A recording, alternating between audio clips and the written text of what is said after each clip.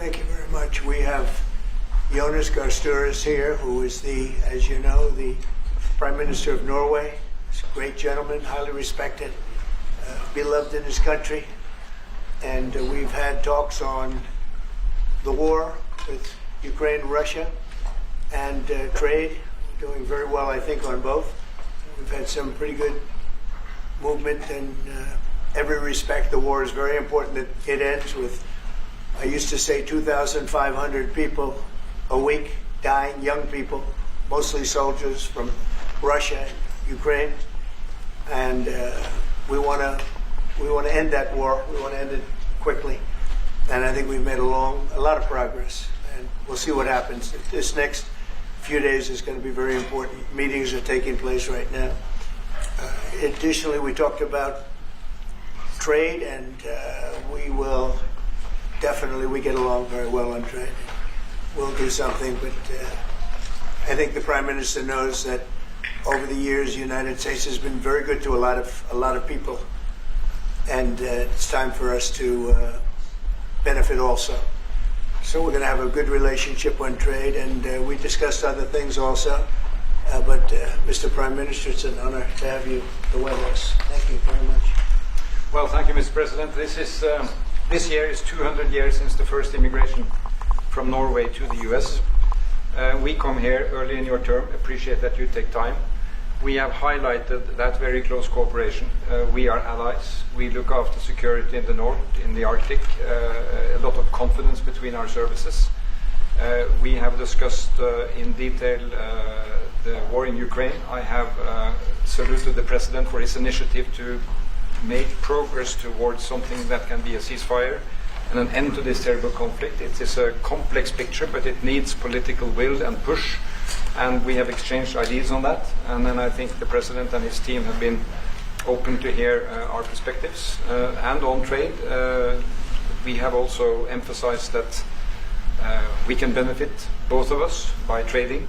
We can be complementary, and we can find good solutions. But first of all, I appreciate, Mr. President, the spirit and the tone of this conversation, which has been confirmation of a very strong partnership. Thank you very much. Appreciate it. Any questions?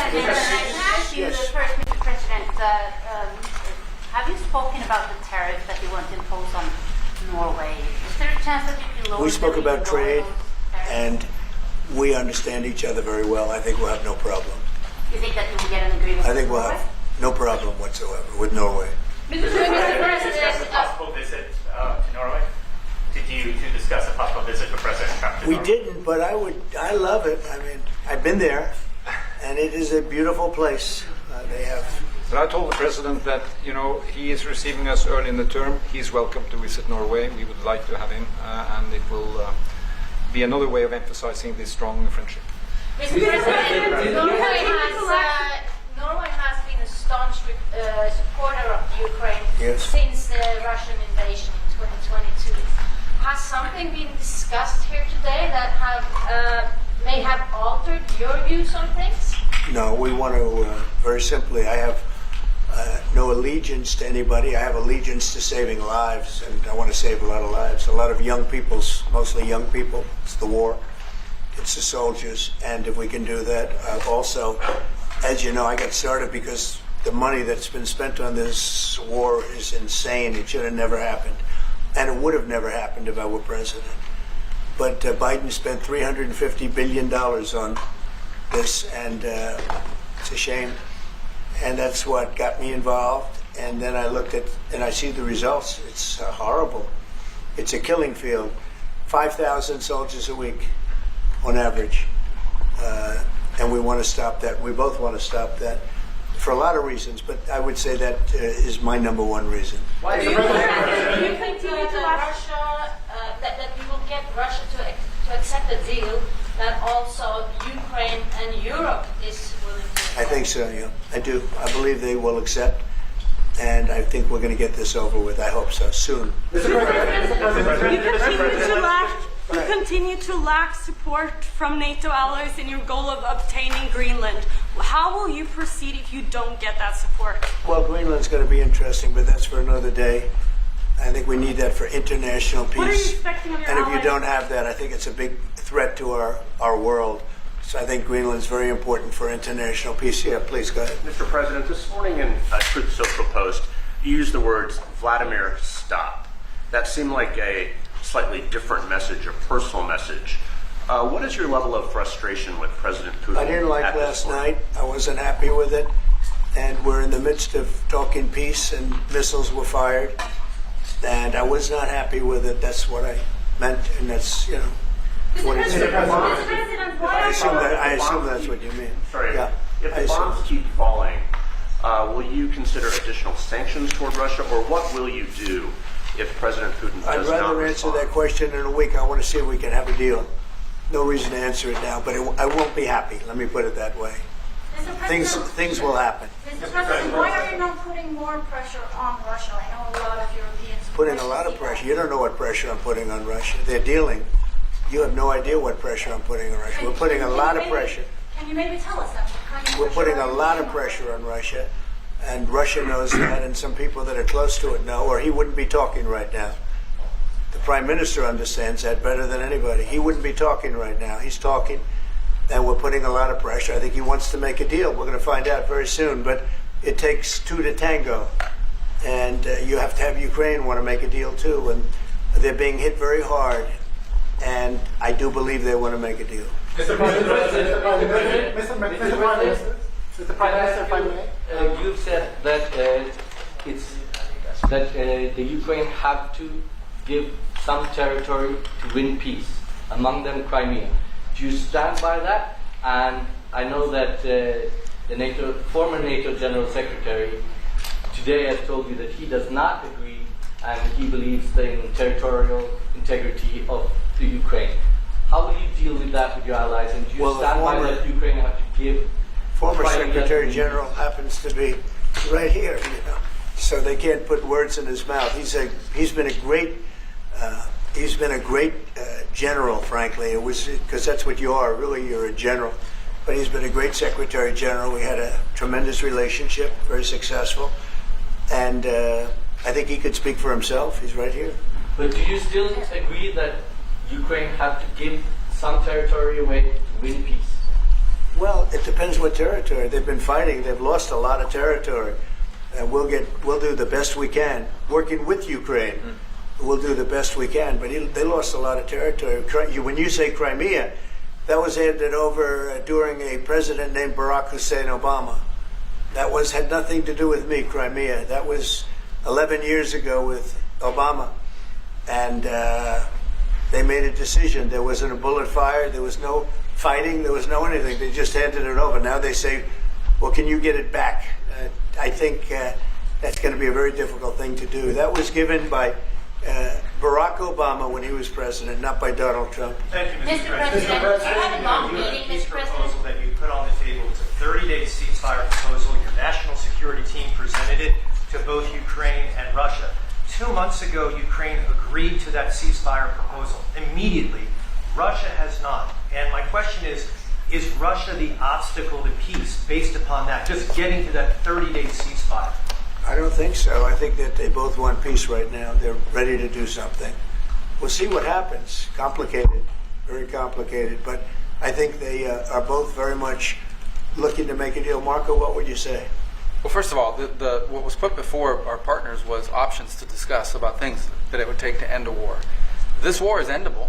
Both sides just have to agree to it. We've shown them a pathway forward. We've discussed those ideas. It was a good meeting yesterday. There'll be good meetings over the weekend. We've shown them the finish line. We need both of them to say yes. But what happened last night with those missile strikes should remind everybody of why this war needs to end. It's horrible those missiles landed. What's even worse is there are today people that were alive yesterday that are not alive today because this war continues, and the president wants to stop it. And everyone should be thanking the president for being a peacemaker and trying to save lives. That's what we're trying to do here.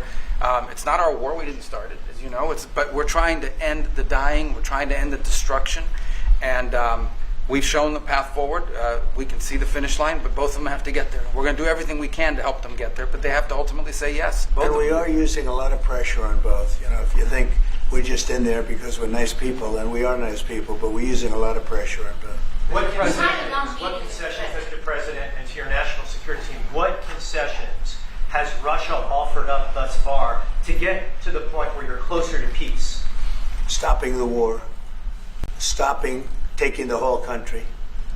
Pretty big concession.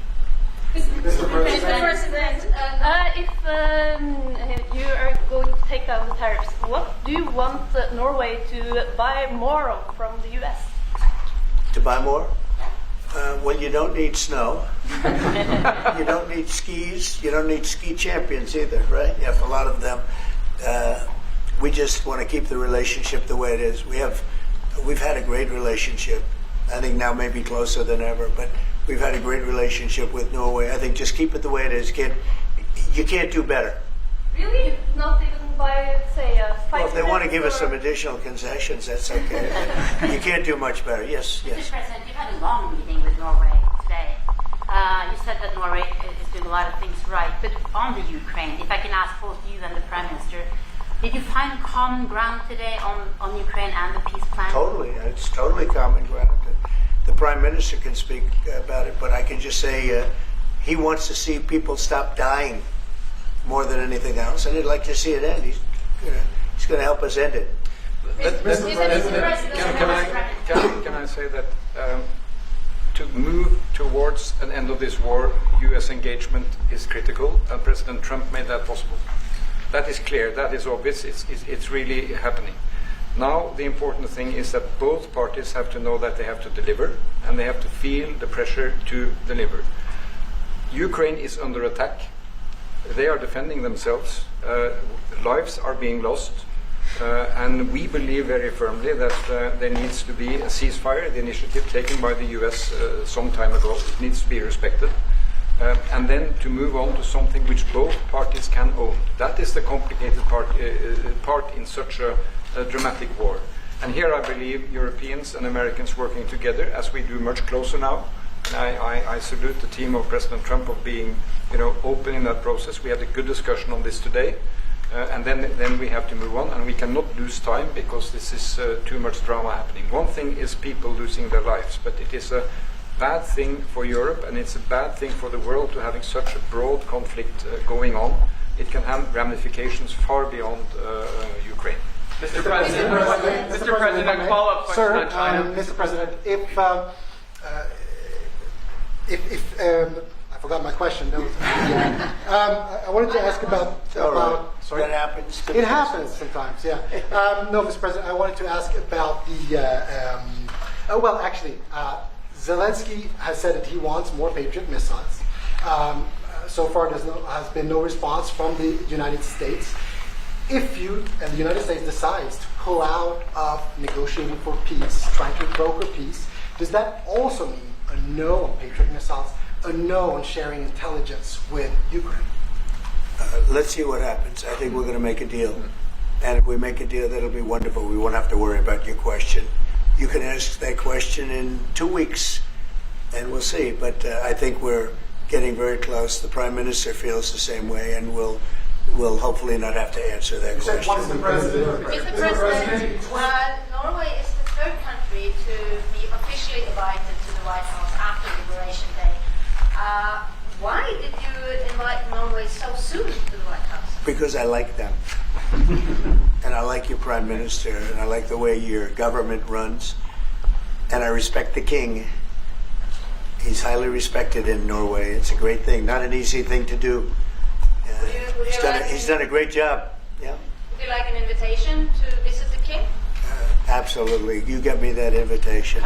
I just told the President he's welcome to visit Norway. President Trump, first point form. Yeah, You've said before that you like the Norwegian Petroleum Fund, and I'm wondering if that has been up for discussion today, the way that we have structured our money and whether. Well, this fund was created in the late 1990s to save for future generations the income from our oil and gas. Norwegians should continue to work as hard, dedicated, innovate and move forward despite having these incomes, which we happen to be in the period of our history where we can harvest, and we have transferred that into investments, half of them, by the way, here in the United States. So I think this is a model which we have been able to explore. If we can share experiences, and we do with our colleagues in the US, You never copy this one-to-one, but there can be techniques and way of working that we have used in organizing our fund. Jens Stoltenberg was the finance minister when the first dollar entered that fund, so he is a safe hand to have as a finance minister today. What do you say? No, and as you said, Mr. Prime Minister, we are ready to sit down with the US to also work with them on if they want to establish a sovereign wealth fund, because we have a good experience with our fund. And I think that one example of how we work together with the United States is that half of the fund, close to $1 trillion US dollars, are invested in the United States, mainly in equity, but also some in fixed income, including government bonds. So this is an expression of trust in the United States, expressed by the strong investment of the sovereign wealth fund. Then just briefly on Ukraine, since it was mentioned, we had a very good and extensive discussion about Ukraine, the path forward to peace.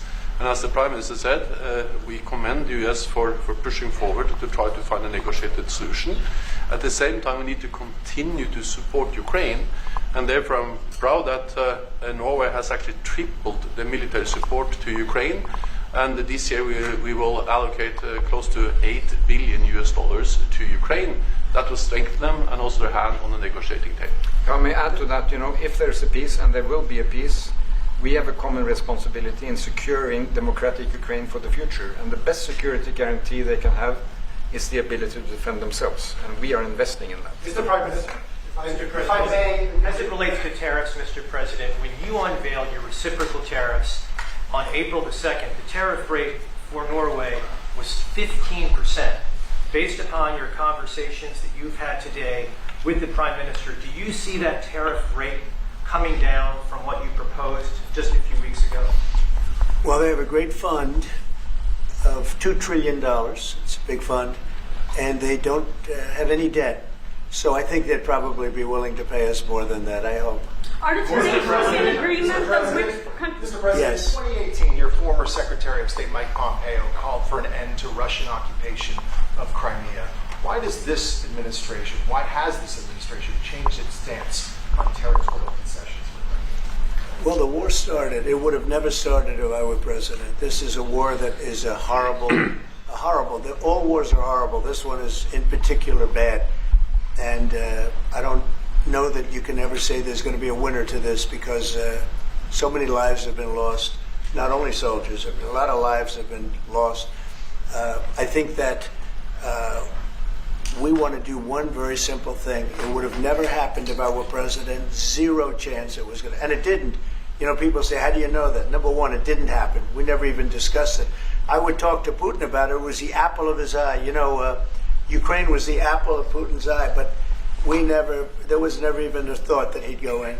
And I think he understood that I would not be happy if he did. And it was only when I got out, and when you mention what happened to Ukraine years ago under President Obama and a vice president that was also president later, unfortunately for this country, what happened is large chunks of land were given up, and it was called Crimea, and that was a big thing. That was a big moment.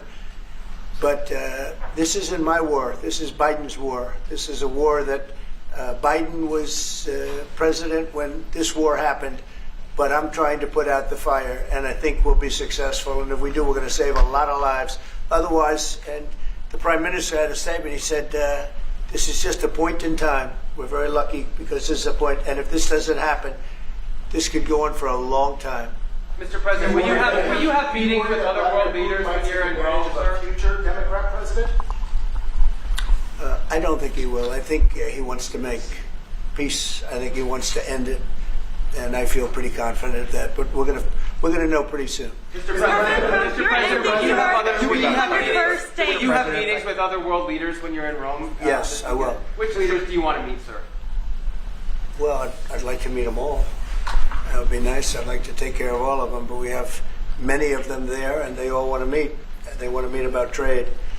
And we are making some great inroads and great deals. You might want to speak about that, Mr. Secretary. We had a very successful bilateral meeting with the Republic of South Korea today. We may be moving faster than I thought, and we will be talking technical terms as early as next week as we reach an agreement on understanding as soon as next week. So South Koreans came early, they came with their A game, and we will see if they follow through on that. President, you're rounding up your Do you think you deserve the Nobel Peace Prize if you manage to create? Do I deserve the Nobel If Peace? you manage to create peace? Well, maybe for the Abraham Accords. I don't want to get ahead of myself on this one, but they say for the Abraham Accords, and by the way, speaking of that, we're going to be filling it up. A lot of countries want to come into the Abraham Accords. You know, we have 4, and Biden did nothing on that one, too. It's the same 4. But they're great countries, and they were brave doing it, and it's worked out very well. And we're going to be filling up the Abraham Accords. They're going to be, I think, filling it up very rapidly. Marco, could you say something about that? There's great, enormous opportunity to grow the Abraham Accords. But I would just point to one thing. Of all the leaders in the world today, no leader is working harder to prevent wars or end them than President Trump is right now. That's why we're talking to Iran. That's why we're engaged with Ukraine and Russia. It's the desire to prevent these wars from breaking out and to end the ones that exist already. And again, I just think it's tremendous for our country to be led by a president who desires to bring peace and establish peace and protect peace. So it's hard work. Mr. President. You know, Marco just mentioned something that maybe we should talk about for just a second, if we could, Mr. Prime Minister. And you're involved in it too, because you've been involved in the world and peace. But I think we're doing very well with respect to Iran, and we're having very serious meetings. And there are only 2 options, and the one option is not a good option. It's not a good option at all. And I think we're doing very well on an agreement with Iran, but that one, we're doing a lot of things, I will say, but that one is well on its way. We could have a very, very good decision, and a lot of lives will be saved. Mr. President, on the economy, there was a slowdown as it relates to home sales in the month of March, the slowest pace since 2009. Is that an economic indicator, and perhaps the Treasury Secretary can weigh in on this as well, is that an economic indicator that concerns you about the broader U.S. economy? No, they had very good numbers on housing today, extremely good numbers, and that's despite interest rates, because, you know, if you look at what happened, everyone said, oh, I said I was going to get prices down. I did. Energy just hit $1.98 in a couple of states. It's way down. Energy's down, and we're about $64 a barrel. When I came in, and we were looking at $89, $90, $95. And by the way, that helps us solve the war too. Having those energy prices is a big incentive for Russia to also agree with solving the war problem. Groceries are down. When I was with you 2 months ago, you were complaining about eggs. I said, I just got here. I was here for about a week when the press started saying about eggs have gone through the roof. I said, I just got here. Tell me about eggs. And they happened. They went through the roof, and you couldn't get them. So we just had a big Easter egg hunt at the White House. Thousands and thousands of eggs, and the price was down 87%. So we did a great job. Housing is doing very well. We should lower interest rates. That's the Fed. I hope they lower interest rates. That's the smart thing to do. Be ahead a little bit, although already it's a little bit late. But in the end, we just have a great country. We have a very strong country, and we have every other country. I can't think of one country that doesn't want to negotiate a deal. And they either negotiate a deal or we set a deal that we think is fair. Because we don't have to go through all of these. It would be physically impossible. You know, you have so many people that really understand it, which is a very small group of people here. And we are going to, at some point, just set prices for deals. Some will be tariffed. Some treated us very unfairly. They'll be tariffed higher than others. But we've been ripped off for many, many years. The United States has been ripped off like no country probably in the history of the world has been ripped off for 45, 50 years.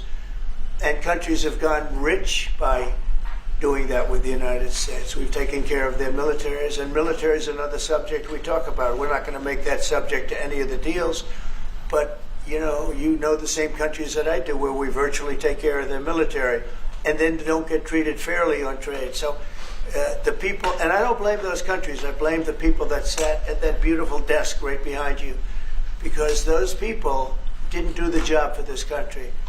And they let us lose $4 billion a day on trade. We were losing $4 or $5 billion a day on trade when I got here. And now we're going to be much better than breaking even. And we're going to be making $4 or $5 billion a day on trade.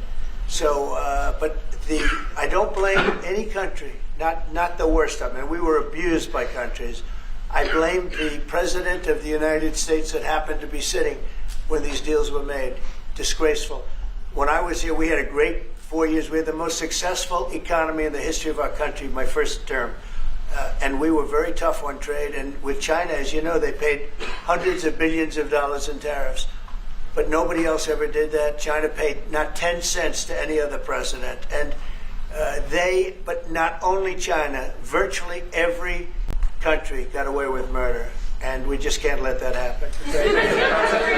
Thank you very much, everybody. Thank you very much. Appreciate it.